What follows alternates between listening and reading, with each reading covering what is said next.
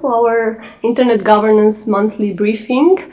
A very special welcome as well to our online participants who are joining us from different corners of the world. They are with us every month, and they are waking up very early or staying up very late to follow us here in Geneva and to hear from colleagues based in regional hubs. So a very special welcome to them as well today. My name is Roxana Radu. I'm Program Manager at the Geneva Internet Platform and at Diplo Foundation, and I will be delivering the presentation today and be your host. It is my great pleasure to replace Jovan in this capacity. Jovan is traveling, as some of you might already know, and he's unfortunately unable to join us today. The weather is also not on our side in Geneva. Most of you had to go through some intense rain to get here, so we thank you for joining us. Online, I assume some of the participants have much better weather, especially in the islands. Together with my colleagues sitting here in the technical team and with my colleagues online, I will walk you through some of the internet governance developments this month, looking at the trends, then looking at some of the key events, both happening in the past and upcoming, and also invite you for a discussion, an open floor discussion on issues that might be of your concern related to the developments this month. It used to be the case a while back that there were months in which there was not much happening in internet governance, where we would say it's a quiet month. It is no longer the case. As you can now see from the list of events for October, a lot is happening. It is highly intense. We had a number of meetings that ranged from standards to discussing internet inclusion and cybersecurity located all around the world. We also had an academic meeting in Berlin. ITU hosted in Geneva a number of meetings of the Council working groups on the international internet public policy issues, on WISIS, the World Summit on Information Society, implementation of outcomes, also on child online protection. Today, two events are starting. One of them again hosted by the ITU in Tunisia, the World Telecommunications Standardization Assembly, and the second one organized in Barcelona. It's a World Congress on IoT solutions. As you see, there is really a lot happening, and we will try to now cover the most important developments. For more details on any of the past events or ongoing events, please check our dedicated website on Digital Watch. Let's move to the next slide, please. Every month we measure or assess the pressure of different issues, looking at how they fare in comparison to the past month. And this month we see there has been increased pressure on security. We will discuss in a moment why that is the case, on privacy and human rights, on infrastructure, net neutrality, while the rest of the issues remained constant in the sense that they received a similar attention to what was allocated last month. I would like, however, to draw your attention to three key developments from our point of view. We will start with the beginning of the month and the IANA transition. The process came to a completion after more than 2 years. On the 30th of September, the contract between ICANN and the US government has expired, and as of the 1st of October, the IANA functions are handed over to the stewardship of the IANA function is handed over to the global internet community. We have here with us also Marcus, who can give us an update on that later on in the discussion. Second important development regards jurisdiction and legal issues. We have talked in the past about the Microsoft case on cloud computing. This has again come to the fore with the reopening of the discussion. The case on cloud computing dated back to 2014, when the US authorities requested access to email communications by a criminal suspect in a drug case. Microsoft refused to hand over data, looking at the fact that the servers for the data that was requested were actually based in Ireland, in the Irish jurisdiction. And this has gone through several stages. The last iteration of that was in July 2016, when a court decided that Microsoft could not be ordered to provide authorities with the contents of a user's email stored on servers outside of the US.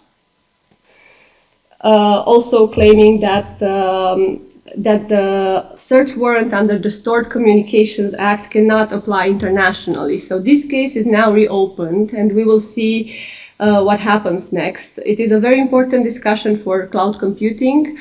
And at the same time, we also see a lot of developments on the side of cloud computing. And it's again Microsoft that announced this month plans to open data centers in France in order to better respond to the request of European users and to better comply with data sovereignty and security regulations.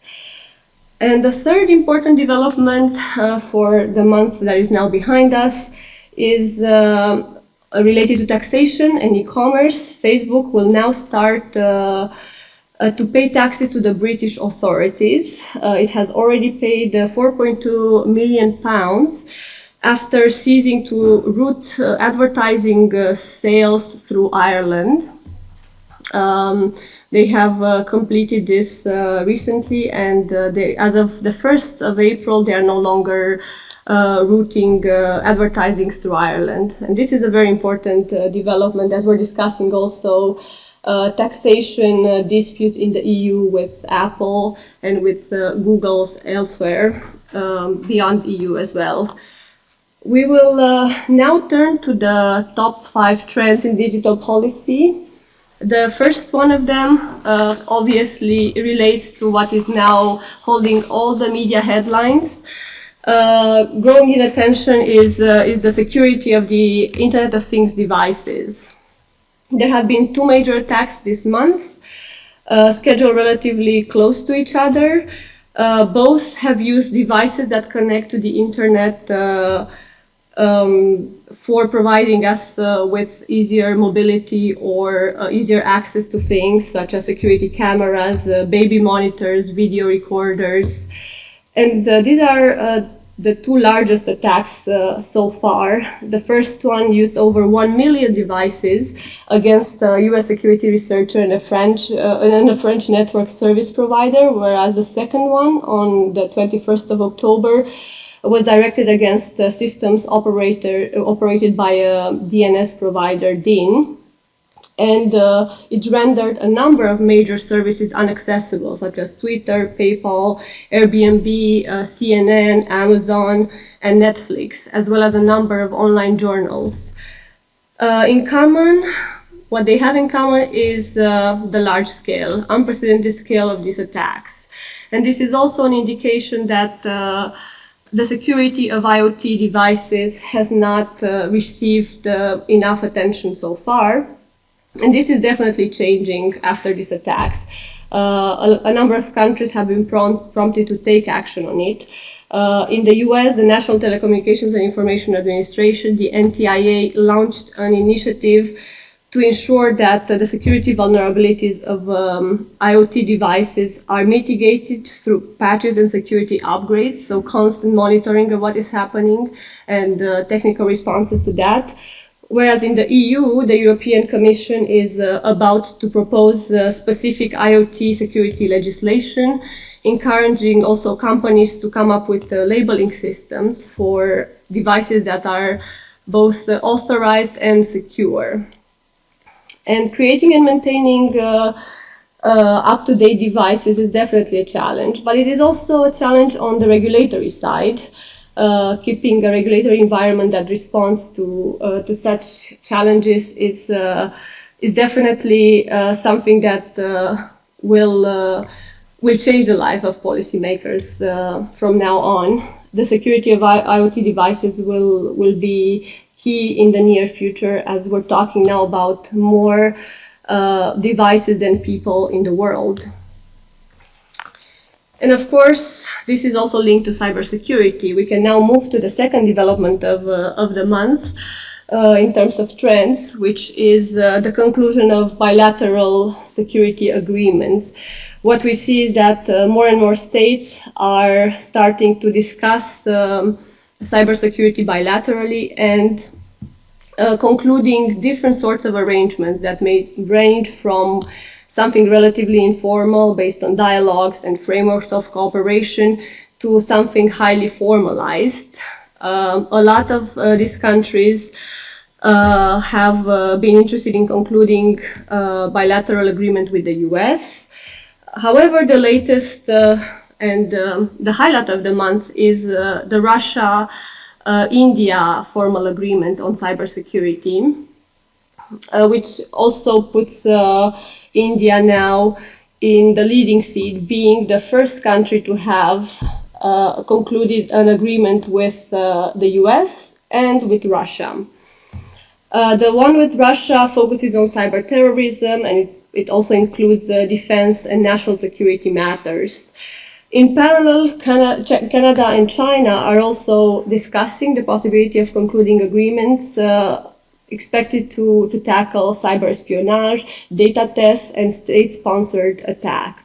In the near future, we can expect to see more of these bilateral cybersecurity agreements as states continue to finalize some of the discussions started some time ago, but also as more attention is given to cyber conflict and the use of information and communication technologies by terrorists, a major concern for national security at the moment. The third key trend of the month is linked to artificial intelligence. Again, if you've opened a newsletter, a newspaper, our newsletter as well, this month, you will see that artificial intelligence is in focus. We see news about driverless cars, about devices that learn more and more about their users and are able to anticipate some moves. And artificial intelligence is indeed expected to make significant progress in broadly applicable intelligence in the coming months. For a number of tasks, computers might be outperforming humans. In certain domains, it is definitely a lot that can be learned alongside computers. In education, in health, in energy, significant progress can be made also with the help of computers. However, a number of challenges also arise from the use of artificial intelligence, and let's say from the everyday presence of artificial intelligence in our lives. Legal concerns, social concerns, and also ethical concerns are recently voiced, in particular in connection to implications that AI might have on jobs, on skills, and on the economy. So as skills need to be more and more specialized, this will create inequalities and might lead to losing jobs. And policymakers are now faced with the challenge of trying to mitigate this in the most adequate manner. And it is obviously not easy. The US administration outlined a strategy for promoting artificial intelligence in research and development. The UK Parliament also urges the government to take proactive measures in looking at artificial intelligence, but it seems to be too early to consider sector-wide regulations. As this issue is evolving, we're also following very closely at the Geneva Internet Platform. So please feel free to consult some of our resources on artificial intelligence for more information on this. When it comes to the fourth trend of the month, we have listed access to the internet and applications being interrupted as something that is relatively new. It is new because it happens in countries that have not faced a problem with this so far. The two incidents that held the headlines this month referred to both elections and politically driven motivations. In the first case, in the WikiLeaks case, which concerns restricted access by the editor-in-chief, Julian Assange, it was linked to the US election, and the host of Julian Assange, the Ecuadorian embassy in London, has been allegedly pressured by US authorities to limit the internet in connection to disclosures regarding the presidential campaign that Assange might have been in possession of. And in the second case, around the Montenegrin elections, we saw that two services, two apps have been interrupted. Both Viber and WhatsApp were not functional during the day of the elections on the 16th of October. The services were rendered functional as soon as the elections were over. However, this raised many concerns as it is rather unprecedented to cut services of this type during the election day. What is relatively common in Europe is the election silence practice, that is not doing political campaigning on the day of the election or even a day before the election. And the Montenegrin Agency for Electronic Communications and Postal Services has in fact claimed that the ban was intended to keep users away from unwanted communication of this type, promoting certain political views. What we notice as a trend here is this turn to infrastructure, to cutting the services at the base in controversial cases, which stands in rather sharp contrast with enabling freedom of expression and has much wider impacts than the specifics for which the internet communications has been cut. Something to follow closely in the future as well. Our fifth and last trend for this month goes back to a discussion around internet access, though in a more intricate manner. At this point, we are seeing that Facebook wants to launch the free basic service in the US, and this brings forward the controversy around zero rating. Free Basics is a service provided by Facebook, which gives free access to the internet for a number of applications, and it was in the public eye in both India and Egypt last year. In India, the regulator in fact banned the service as it violated net neutrality principles. So they said in fact that both offering and charging discriminating tariffs for data services based on the content provider shouldn't be allowed. In Egypt, the service was suspended. However, at the moment, in more than 40 countries around the world, we have the service functional, and Facebook is now considering moving this to the US to serve under remote populations, underserved communities, and provide free access for them. The question here is whether such services should be allowed based on the vulnerability principle. Not everyone can have access, affordable access to the internet in a similar way, or whether this in fact breaches net neutrality principles that will lead to much wider effects long term.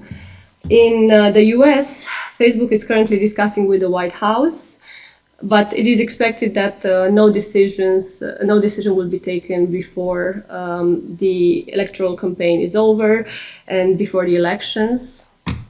And we will see what is happening after, once we know the presidential candidate that wins these elections. US is also strong on net neutrality, but there is no mentioning in the regulations of zero rating. Zero rating is the practice of providing a number of services for free via the regular telecom operator. And FCC is already looking at different practices of zero rating by major providers in the US against Verizon, Comcast, and T-Mobile. There are already cases that are investigated. And this will definitely be interesting to follow, to see how the discussion plays out around the elections and after the elections in particular. If we move now to the main events in November, we have a number of technical meetings. ICANN will be meeting in Hyderabad in India for its 59th get-together assembly. Then we will have the IETF, the Internet Engineering Task Force, meeting in Seoul, in Korea. ITU will host the ITU Telecom World in Bangkok. There will be a Global Internet and Jurisdiction Conference in Paris from the 14th to the 16th of November. There's also the annual European Cybersecurity Conference in Brussels. And again, in Brussels, the European Commission is hosting the annual colloquium on fundamental rights. In Geneva, the ITU, together with some partners, will organize the high-level forum on inspiring smart cities and urban services, and you can find the full list of events coming up on our website, so feel free to check at any point what is happening. From the Geneva Internet Platform and Deep Law, we also have a number of things coming up. One of them is the Digital Watch newsletter that will be ready at the end of the month on the 31st. We will make sure to send a copy to all of you, but if you're not yet receiving one, please subscribe to the service and it will be sent to you automatically. Some of my colleagues will be in Prague for the Mapping General Assembly. We will start a course here, a face-to-face course running for 4 weeks, providing an introduction to computer science for non-technical people. The course is entitled How Computers Really Work, Outsmart Your Smartphone, and it will look at the basics of computer science. The course only takes place on Friday for a number of hours, but it will be here in Geneva, so if you're with us, please consider joining. On the 9th of November, as part of the Geneva Peace Week, the GIP and DPLO will host a session on competence building for cyberspace. Again, a very interesting discussion around cyber peace and what might be the ways to promote that. And our next Internet Governance briefing is on the 29th of November, last Tuesday of the month. I think we can now go to some of the questions that we might have on what has happened so far. And then we move on to the regional perspectives. If there are any questions, either here in the room or online, I think we can take a number of questions now already. Thank you, Roxana. My name is Marilia and I'm serving as remote moderator today. We actually do not have questions itself, but our participants very much appreciate that DPLO is following developments on artificial intelligence. They believe that there's more to be done in terms of participating in these discussions. So thanks from our participants. Thank you. Any questions here in the room? We have a microphone that we can use for everyone to hear us.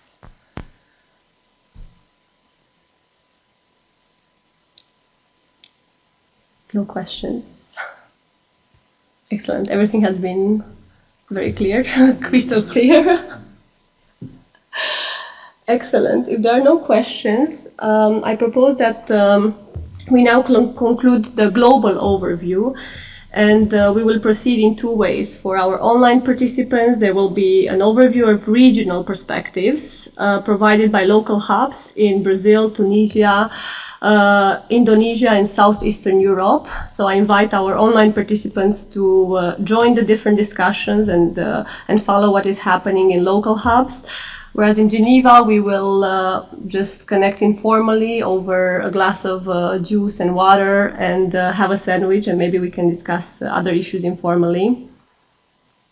If this sounds like a good plan, I propose we proceed with this. Thank you all for following the global development so far. Stay with us online for the regional developments.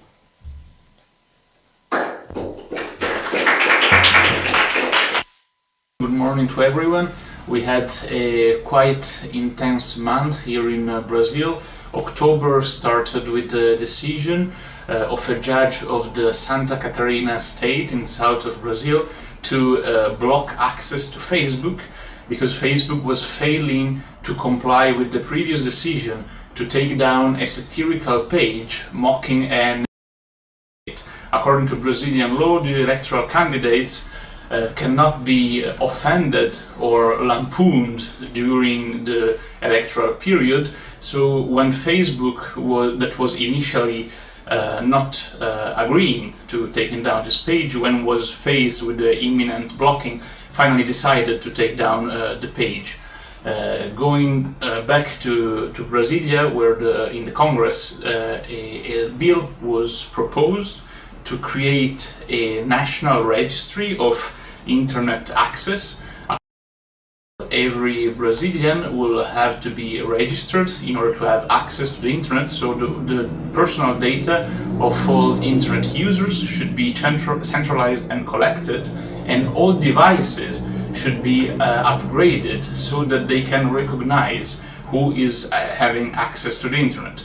The proposal sparked obvious critique from a wide range of stakeholders, and particularly the CGI, the Brazilian community, was adamant in stressing that such register would be an unnecessary and disproportionate collection of personal data. In Brasilia, always at the federal government level, the government decided to create a new department for the digital ecosystem within the Ministry of Science and Education, and this new department will deal with the promotion of studies, research on internet issues, and also the proposal of policies that could trigger a better internet ecosystem, a more dynamic digital market, and facilitate internet entrepreneurship. A delegation of the Brazilian government also participated to the BRICS summit in Jaipur in India, and particularly the fourth meeting of for Science and Technology and Innovation was held. The ministers jointly announced a new cooperation, a new partnership called STEP, the Science and Technology Partnership. And according to this new partnership, the 5 BRICS will participate in joint research and also joint cooperation in the development of key fields of interest, such as cloud computing, smart grids, and sustainable energy, and also e-health. To conclude, we would like to announce that the next edition of the South School on Internet Governance will be held here in Rio at the FGV Rio de Janeiro. The South School is considered the main seminar on internet governance at the inter-American level. We are very proud about this, and we will discuss this event together with other digital policy updates in the second phase with the regional debate right after this webinar. All information to attend the debate are in our website, internet-governance.fgv.br. And with this, it's all for today. Back to you, Jovan, and see you next month. Middle East and North Africa continued to be a turbulent region in 2016. And we know that several trends affecting are still apparent, and we still have many issues and many challenges facing the civil society movement in the region. We all know and we all convinced that the civil society empowerment is a prerequisite for democratization, transparency, freedom of expression, and good governance. Unfortunately, today we will speak about some issues which are related to the civil society movement in the MENA region. First of all, when it comes to society movement, we still have many issues of understanding, and there is misconfusion, let's say misunderstanding of some terminology when it comes to the civil society organization. Civil society organization is essentially promoting and working for democracy and putting in hand, let's say, political elites when it comes to their citizen rights online. Today, the civil society can come in many forms. We know that CSOs can be in many informal and formal forms or entities. Formal entities are the NGOs, which are the non-organizations. Unfortunately, without a strong civil society representative in the region, we will continue getting and losing credibility and losing, let's say, integrity. Most countries in the world adopted 17 goals to protect the planet, to protect the environment, to eradicate poverty, to enhance education, to promote what we can say engagement, what we can say partnership, what we can say collaboration between different nations in order to push prosperity and the welfare of the population on the earth. These SDGs are a kind of social contract between most leaders of the world and their population. So they have been engaged to work on SDGs, have been, let's say, engaged to realize the goal is by 2030. It's part of the UN agenda of 2030. I would like here to raise one of issues that civil society movements is part of this wave of chant of SDGs, and we can work together to bridge this gap with governments and help to because the governments, they have resources and they have money and they have, let's say, power in promoting, on working on the SDGs. So why we don't benefit and get this opportunity to be closer to the government and work to strengthen the movement of the civil society. So civil society still have many and many issues to be. Accountability is very, very important. Accountability is the key to help civil society go to the next level. So I don't have so much time. I'm sorry, because these issues are very huge and it is an ocean of discussion. So just I would like to give you to discuss this, and thank you very much, and hope that the Diplo Foundation Hub be more rich and giving you more insights and more idea. Thank you very much, and see you another time.